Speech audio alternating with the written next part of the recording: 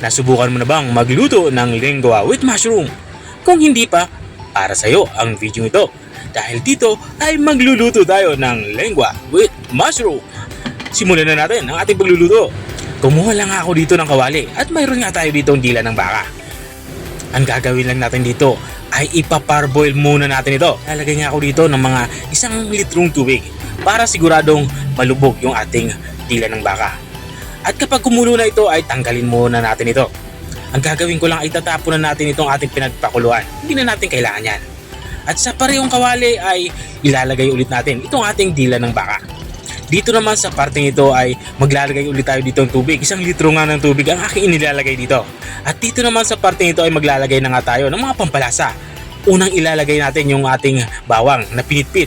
Sinunan ko na ito ng sibuyas saka itong dahon ng laurel. At maglalagay din ako dito ng buong paminta.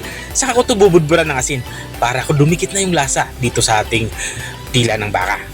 At matapos kong mailagay yung mga pampalasa natin ay tatapang ko ito.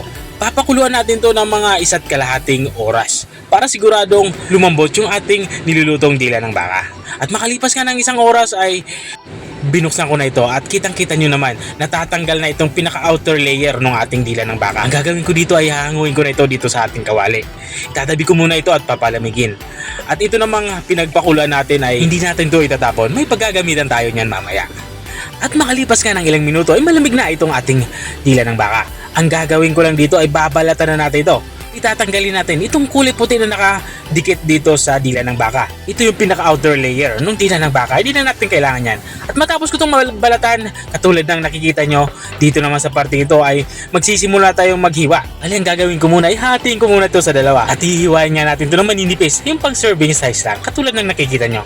At kung nanonood ka pa rin hanggang dito sa kalagitnaan ng aking video, ibig sabihin ay nag-i-enjoy ka. Baka pwede mo naman i-comment kung taga saan ka, para alam ko kung hanggang saan umabot ang aking video. At balik tayo dito sa ating nilulutong ulam. Natapos na nga akong maghiwa ng ating lulutuing lingwa. At dito naman sa parte nito ay nagpapainit na nga ako ng butter. Bali, ang ginawa ko lang ay tinunaw ko lang yung butter. At nang uminit na nga, nilagyan ko na ito ng bawang. Matapos kong malagay yung bawang ay sinundan ko na din ito ng sibuyas. Hiniwa ko lang ito ng maliliit at maninipis. Papalabasin lang natin yung aroma nito. At kapag ganito na itsura niya, lumabas na yung aroma nito ay ilagay na natin itong ating mga nahiwang lingwa.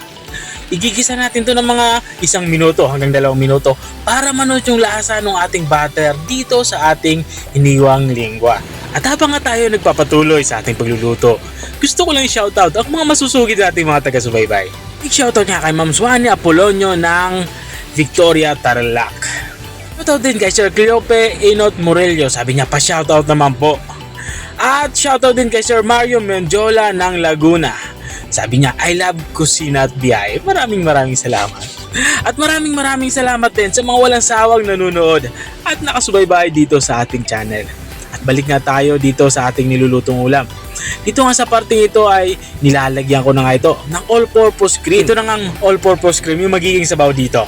Bali, 2 pakete nga ng all-purpose cream yung aking inilagay. Mas maraming cream, mas masarap, di ba? Inilagay ko na din yung ating black pepper or pamintang durog. Saka ko itong hinalo. Matapos ko itong haluin ay tatakpan na natin to. Gagawin natin dito ay isisimmer natin to hanggang sa maiga yung sabaw. At makalipas nga ng 5 minutong pagsisimmer ay ito na. Naiga na yung sabaw ng ating nilulutong ulam. At lutong-luto na to at pwede nang iserve. Pero iserve natin to kasama nitong ating parsley. Pero wala naman kayo parsley, okay lang naman. Pang garnish lang naman to. At ito na nga, lutong-luto na yung ating ulam pananghalian.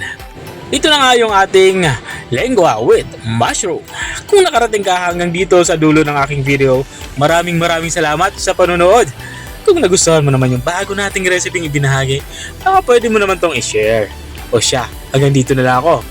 Kita ulit sa mga susunod kong mga videos. Paalam! Bye-bye!